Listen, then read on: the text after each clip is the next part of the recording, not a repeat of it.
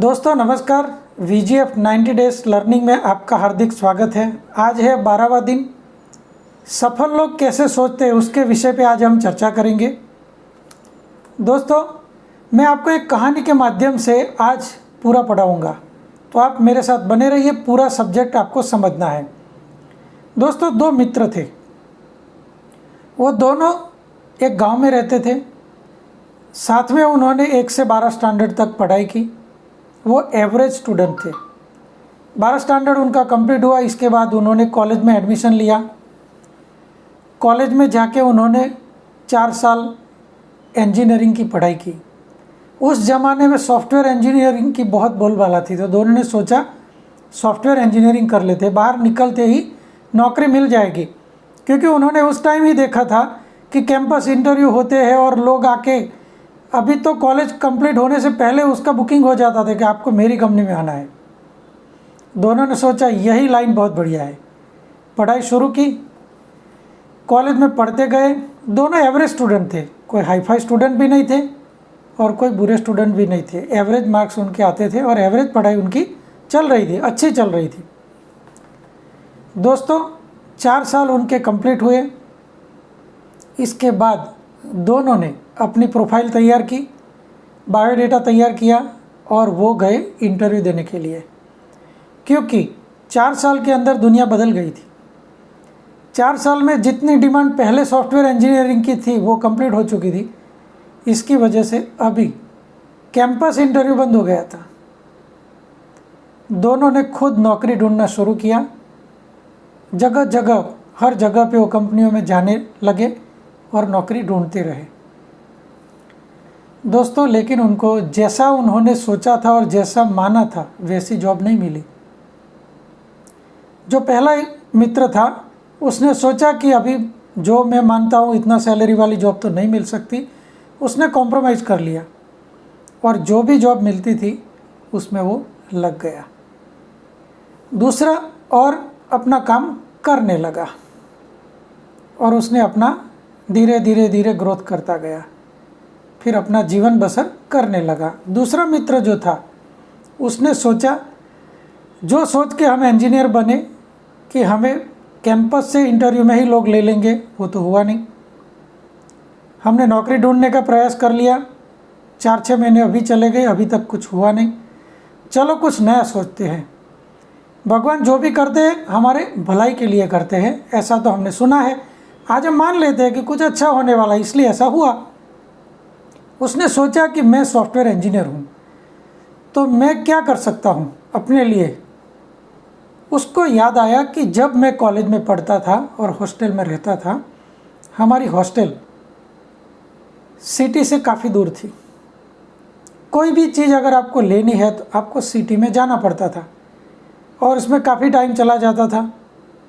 और वहाँ पे ज़्यादा फ्रीक्वेंसी भी नहीं थी, सिटी बस वगैरह इतनी फ्रीक्वेंसी भी नहीं थी, तो स्टूडेंट को एक एक चीज़ के लिए दिक्कत होती थी। आने जाने में काफ़ी टाइम बर्बाद होता था। उसने सोचा कि क्यों न मैं एक ऐसी वेबसाइट बनाऊँ और एक मोबाइल एप्लीकेशन बनाऊँ, क्योंकि सॉफ्टवेयर तो मुझे आता है, तो मैं अपने लिए एक बनाऊँ। वो सॉफ्टवेयर और वो एप्लीकेशन से मैं मेरी कॉलेज के जो स्टूडेंट हैं उनको जोड़ दूँ। उनको जो चीज़ों की ज़रूरत है वो मैं यहाँ से उनको सप्लाई करना शुरू करूँ। दोस्तों उसने वैसा ही किया। वैसे भी वो 4 साल कॉलेज में रहा था, तो सारे लोग उसको जानते थे। स्टूडेंट भी जानते थे, प्रोफेसर भी जानते थे, इवन कॉलेज के आगे जो गार्ड बैठता था वो भी उसको जानता था। उसने जाके वो एप्लीकेशन सबको बताई।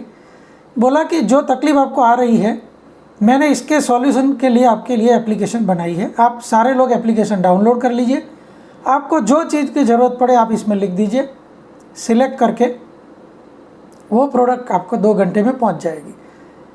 अगर आपने दोपहर के बाद लिखवाया, कल सुबह आपको मिल जाएगी और वो आपकी हॉस्टल में बैठे आपको मिल जाएगी।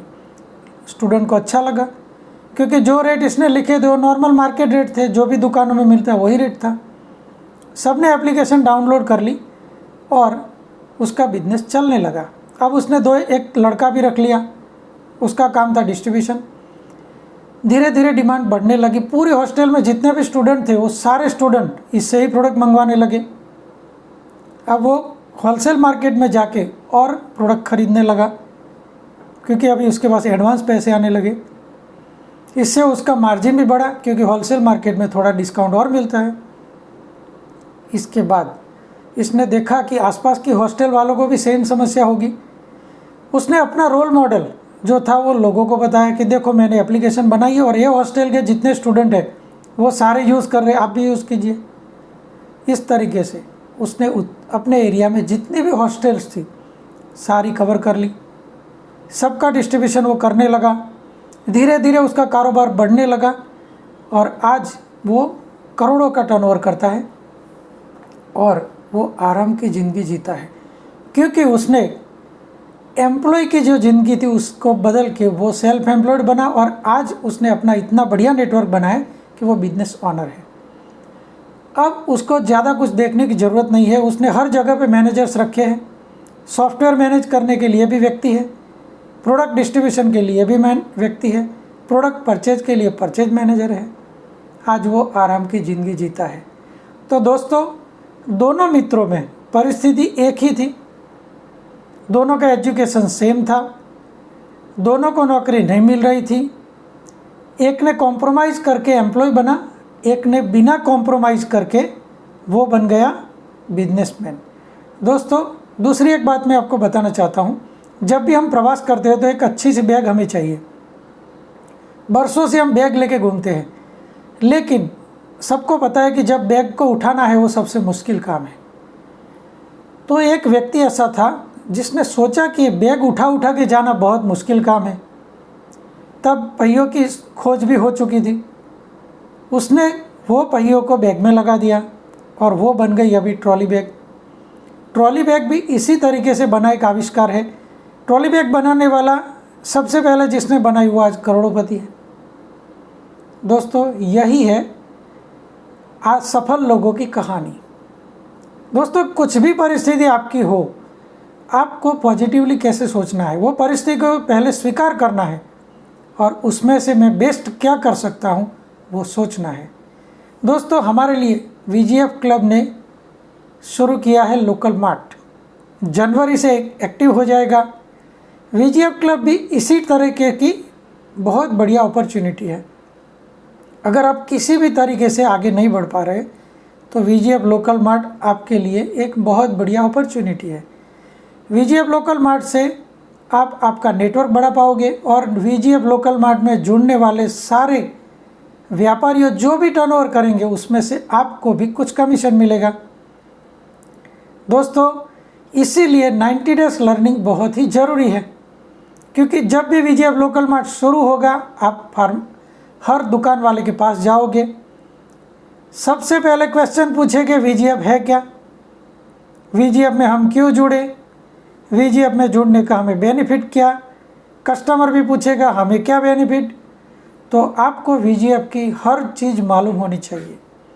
VGF क्या है, उसके ओनर कौन है, ये कंपनी क्यों बनाई गई, उसका इंटेंशन क्या है, इससे हमें क्या बेनिफिट ले सकते हैं, इसमें क्या ट्रांसपेरेंसी है, इसमें मनी ट्रांजैक्शन किस तरीके से होते हैं, इसमें क्लब इनकम कैसे आती है, नेटवर्क की इनकम कैसे आती है और बिजनेस की इनकम कैसे आएगी, ये हर चीज़ हमें पता होनी चाहिए। दोस्तों, तो ये वीडियो बनाने का इंटेंशन यही है कि जब तक हमारा VGF लोकल मार्ट शुरू नहीं होता है तब तक आप पढ़ाई करो, हर चीज़ आप गहराई से समझो। अगर कोई बात समझ में नहीं आती है तो अपने अपलाइन का कांटेक्ट करो और उनसे समझने की कोशिश करो। और एक बात हमेशा याद रखो, जो भी व्यक्ति VGF में आया उसको 3 लोगों को जोड़ना कंपलसरी है, कोई भी नया व्यक्ति, और वो भी 30 दिन में, तभी आपको सारे लाभ मिल सकेंगे। जैसे ही 3 लोगों को जोड़ दिया, उनको 3 को जोड़ना सिखाना है। 3 का डुप्लीकेशन अगर हम करते जाते हैं तो 36 महीने के अंदर अंदर आप 12,92,68,100 रुपया 100% आप कमा सकते हो। वो भी क्लब इनकम है। आपको जो एफिलेट इनकम है, बाकी सारी इनकम जैसे कि CMC, CSC, लीडरशिप, ये सब मिलेगी तो आपको 13 करोड़ से भी ऊपर चला जाएगा। तो 13 करोड़ पक्का मिलने वाला है। सिर्फ आपको कंपनी की सिस्टम को समझना होगा, प्लान को समझना होगा और लोगों को समझाना होगा।